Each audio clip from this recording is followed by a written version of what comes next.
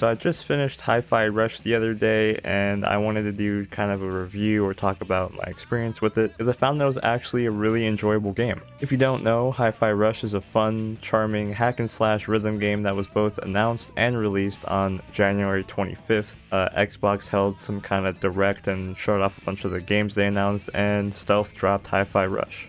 When I saw the trailer, I absolutely loved the cartoony visuals and vibe, even though I thought it seemed a bit cheesy. I knew I had to play it as a big fan of both of the genres this game seemed to be blending together, those genres being rhythm games and action platformers. I had a great time with Hi-Fi Rush, and recently I've been playing a lot of live service and multiplayer games, so it was nice to actually play a game front to back. My playthrough on hard took about 10 hours. I thought the pacing was fantastic and it didn't have much drag at all. It's definitely worth a playthrough, and I genuinely had a lot of fun.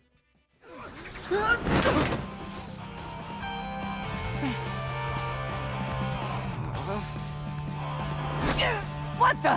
One of the biggest core strengths of this game would be the art style and the general direction of a more cartoony aesthetic. There's absolutely beautiful 2D and 3D animation and attention to detail when it comes to different aspects of animation.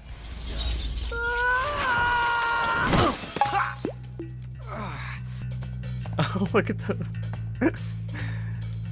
the fucking window I fell through as a silhouette. Like, just the weight and physics of everything is so enjoyable to watch, and you can tell a lot of heart and soul went into the aesthetics of this game.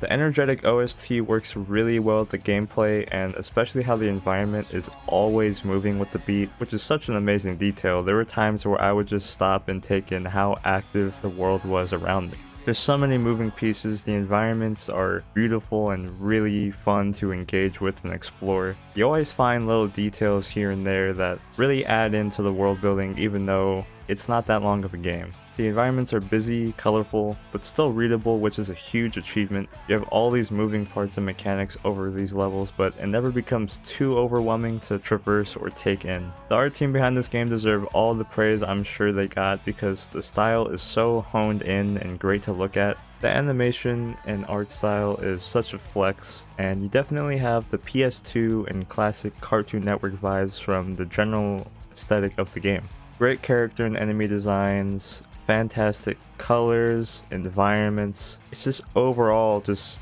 so good. I just connected with it so much. I thought it was just fantastic. That's not bad.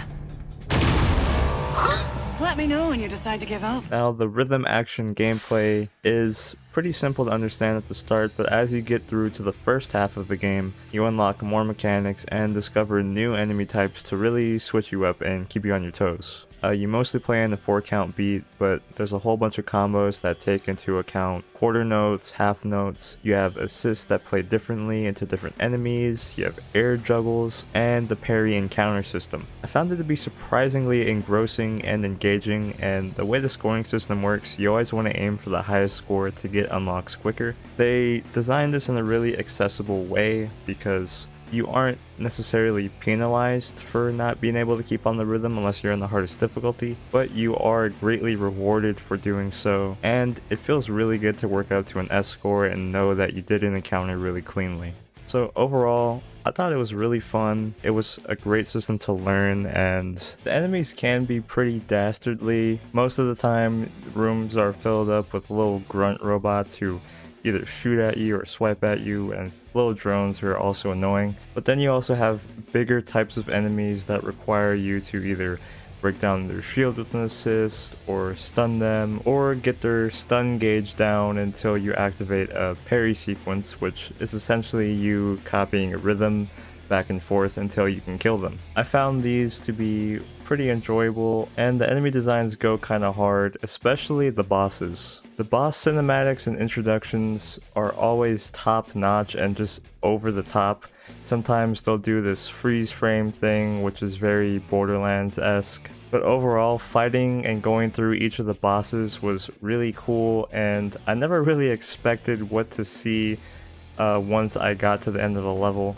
I think the scale of these fights were really fun. One of my favorite fights was near the end with the Robo Werewolf fight. I thought it was cool how it took you through different stages for each phase of the fight. I thought his attacks and the Scrooge McDuck vault room was really cool, the way he would swim through the gold coins and swipe at you. It was a good fight. Now, there's also an upgrade system in the game where you purchase skills and abilities, and that's how you mostly unlock the different mechanics in the game. There's actually a lot of different combos and special attacks you can unlock. I didn't get to try out all of them, but through my playthrough, I did get a decent amount of them. It also helps that you're rewarded for exploring levels and finding offbeat paths to get more health or get more special attack gauge. Just traversing through the level was a fun experience. Now, I would say the platforming leaves a little to be desired for me. I'm not a huge platforming fan, but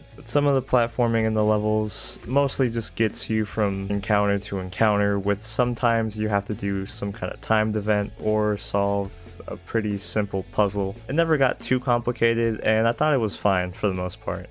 Overall, the gameplay was really good. The combat was fun. I thought the boss fights were fucking sick. The enemies are engaging and really switch up how you have to deal with different encounters. I can only imagine how it gets on the hardest difficulty, where you can't go below a certain grade or you automatically fail. And the progression and mechanic unlock system was honestly really well paced, and I thought it was just great. I don't know what to say. I think they did a good job of blending this kind of action, DMC styled hack and slash combo system with a rhythm game. Not that it's too rhythm focused, it definitely leans more on the hack and slash aspect, but I think it's blended together really well and it works.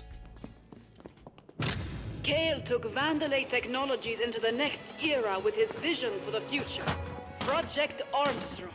He single-handedly developed the robotic limb system, taking the world's biggest technological empire directly into our hearts and minds. Now, the story isn't anything breathtaking or revolutionary, but it was still a really enjoyable ride. You play as the main character, Chai, who essentially stumbles into a giant corporation named Vandalay Industries, who are known for their technological advancements and robotic parts, and this little shithead accidentally leaves his iPod on while he's getting a robot part grafted onto him, which gives him his musical powers. The charismatic little dweeb Chai definitely grew on me over time. I think he had a pretty interesting arc within the game. He starts off really hot-headed and cocky even though he doesn't know what he's doing, and he grows into his role a little bit more, especially since Chai pretty much stumbles onto the main plot of Peppermint trying to take down Vandalay for a secret brainwashing plot. Peppermint is a hot-headed hacker who you meet pretty early in the game with her cat robot 808, which is later used as a in-between for the rest of your team, who you can summon them during your fights and they can talk to you and shit like that. But most of the game is Chai and 808 with the extension of the rest of the cast.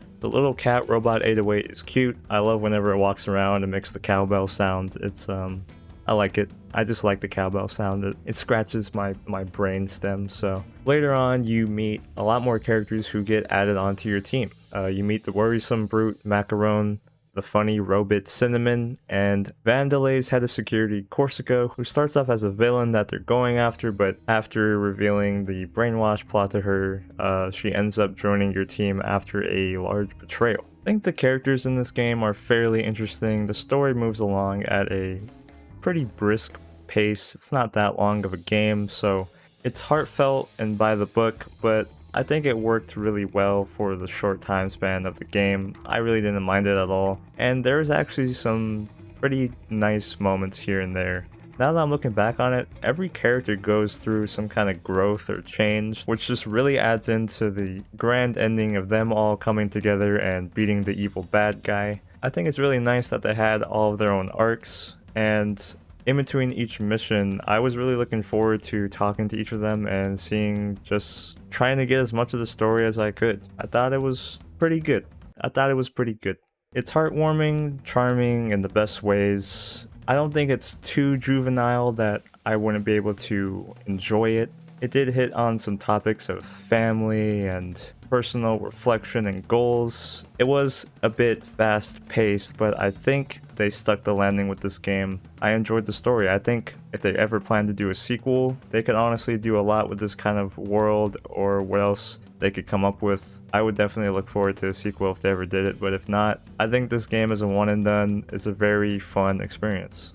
After you beat the game, there's also end game or bonus content. There's a challenge list you can complete that gives you more costumes and outfits. There's a model gallery, a soundtrack gallery, which is always really cool to see. There's a harder difficulty that fails you as soon as you go below the grade of C or D, I believe. And there's something called the Rhythm Tower, which I haven't tried yet. It did sound interesting. It just seemed like a bonus mode you can play if you wanted more gameplay and you already finished all the stuff from the older levels. It seemed like a decent offering, not anything you would spend 100 Omega hours in, you play this, get the perfect build or whatever, but I think there's a fair amount of content for, I think this game's $30, which is really nice to see. I played it off of Game Pass, but I think it would definitely be worth that price tag if you're interested in this game at all. I-5 Rush was a charming, sweet, and fun experience. I think it's very accessible to those who are either interested in the gameplay or the art style, and it's definitely worth a play if you're interested in it by any capacity. The ending level and cutscene sequence was very cute, very heartwarming. It's simple,